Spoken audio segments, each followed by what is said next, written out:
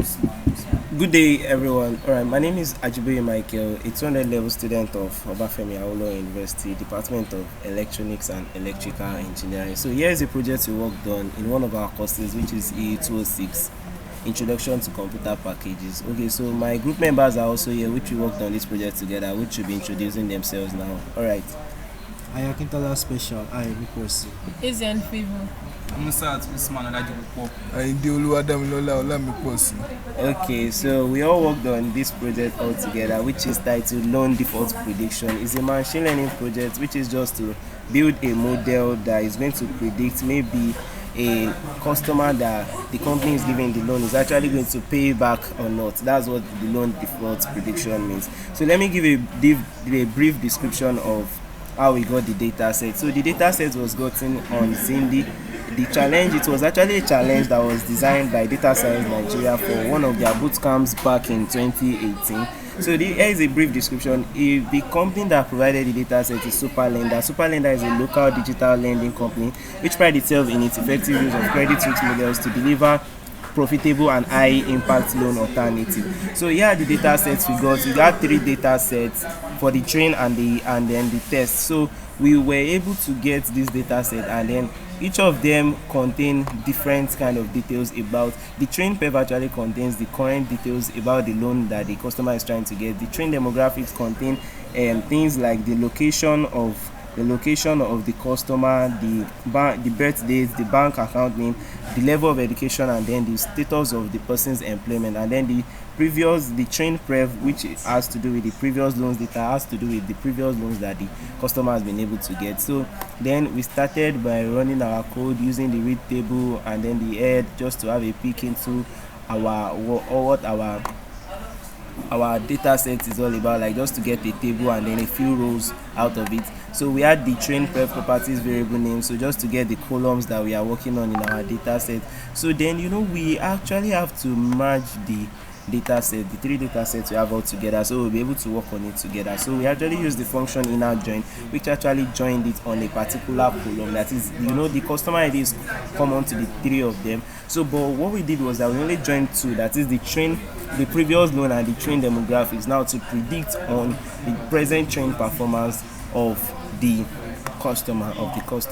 So we merge the train data set and then we merge the test data set, and then we move to data pre-processing. So this is just where we did the data cleaning and a little of future engineering. So this customer ID, we discovered that is actually not needed, so we just dropped it. Then we checked for missing values. We were able to check for missing values, so we actually run the sum is missing train. So we discovered that a few columns has missing values, that is the 8th column, the 16th, the 17th, and the 18th column. The one that has a lot of missing values, like this 8th column, which is the referred by, and the 16th one, I think, is is the bank branch clients. We actually just dropped them because they had a lot of missing rows. This one that has 10,229 missing rows too, we had to drop it because it's kind of too much. So the one that had 1,363 missing values, we just filled the missing values, like we just fill them with specializing the method period, just fill missing and then specializing the method of period, that is just filling it by the previous value in the row. So that was all we did in the data clean. And then we worked on the date time columns. Like the birth date, we were able to extract the age from the birth date by extracting the year out of the birth date and getting the age, that is subtracting the year that the customer was giving birth to from 2017 that the data set was gathered.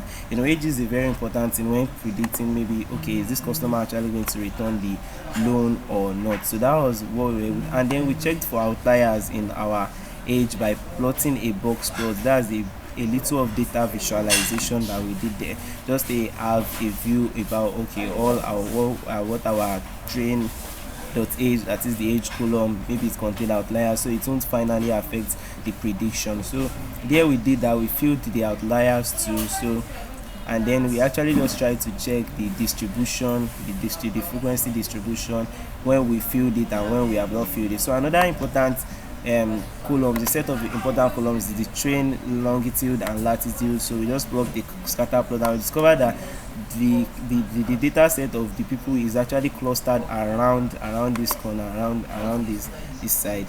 So that was that about that. So and then we're able to get the interest. The interest is a very important part, so that's part of the future engineering by subtracting the total due from the loan amount. So we're able to get the interest. So that's that about that. We dropped the bet here since we no longer need it again. We now have our age that we actually need, most importantly for our model. Then we went ahead to run our model, that is to fit our model into the algorithms. So we fitted our we had the x to be equal to the train and the y to be equal to the response column, which is the good or bad flag. We're trying to predict if the loan is actually good or a bad loan. That is, if the customer is going to return the loan is good, and then if it's not going to return it is bad. So x is equal to train contains the columns, that is the predictor columns, which is the loan amount, the total due, and every other. So we had to drop the columns that contain the date, because normally our algorithms won't allow us to fit in a date time column into the algorithm. So we had to just drop them. And then here is we fitting the model. We use the decision tree model by specifying these parameters. We didn't really do any hyperparameter tuning, but we just specified these parameters for it to fit the models. Then we got the model, and then we checked for our accuracy, and then we got the validation accuracy of 0.8546, which is quite interesting because we actually tried to work on our feature engineering before we could get to this score. Because that's that. Okay, this is the confusion matrix. This is actually just trying to predict, how many true positive do we have, how many true negative do we have. So let me just give a brief description about this.